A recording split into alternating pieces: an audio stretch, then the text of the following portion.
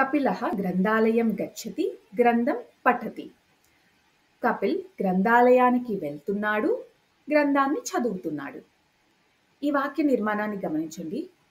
కపిల్ గ్రంథాలయానికి వెళ్ళి గ్రంథం చదువుతున్నాడు.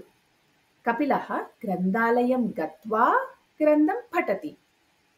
ఇక్కడ ఎలాగైతే వెళ్తున్నాడు అన్న క్రియాపదం వెళ్ళిగా మారిందో సంస్కృతంలో గచ్చతి అన్న క్రియాపదం గత్వాలోకి మారింది. త్వా శబ్దం వచ్చేసింది. ఇదే విధంగా వెళ్ళి, వచ్చి, రాసి, ఆడి, పాడి ఇత్యాది ఈ విధంగా అర్థం వచ్చే క్రియాపదాలు సంస్కృతంలో త్వ శబ్దంలో ఉంటాయి. అంటే గత్వా, ఆగత్య, పఠిత్వా, క్రీడిత్వా, లేఖిత్వా ఇలా అన్నమాట. ఇప్పుడు ఈ వాక్య నిర్మాణాన్ని గమనించండి. కపిల్ గ్రంథాన్ని చదవటానికి గ్రంథాలయానికి వెళ్తున్నాడు. కపిలః గ్రంథం పఠితుం గ్రంథాలయం గచ్చతి.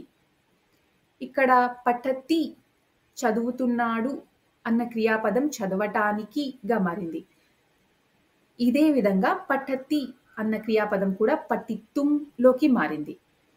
చదవటానికి, రాయటానికి, వెళ్ళటానికి, తినడానికి, ఆడటానికి ఇత్యాది ఈ విధంగా అర్థం వచ్చే క్రియాపదాలన్నిటినూ సంస్కృతంలో తుమున్ శబ్దంలో ఉంటాయి. అంటే గంతుం, ఆగంతుం, లేఖితుం, క్రీడితుం, ఖాదితుం ఇలా అన్నమాట. మీరు ఇంకా తుమున్ శబ్దాల గురించి, త్వా శబ్దాన్ని గురించి తెలుసుకోవాలి అనుకుంటే కింద డిస్క్రిప్షన్లో ఉన్న లింక్స్ని క్లిక్ చేయండి. ఇక్కడ చాలా ఉదాహరణలు ఇచ్చాను. ఈ క్రియాపదాలను చూడండి. ఇవి మామూలుగా ఉపయోగించే క్రియాపదాలు. వెళ్తున్నది, వెళ్తున్నాడు అంటే గచ్చతి, ఆగచ్చతి, పఠతి, చదువుతున్నది, చదువుతున్నాడు.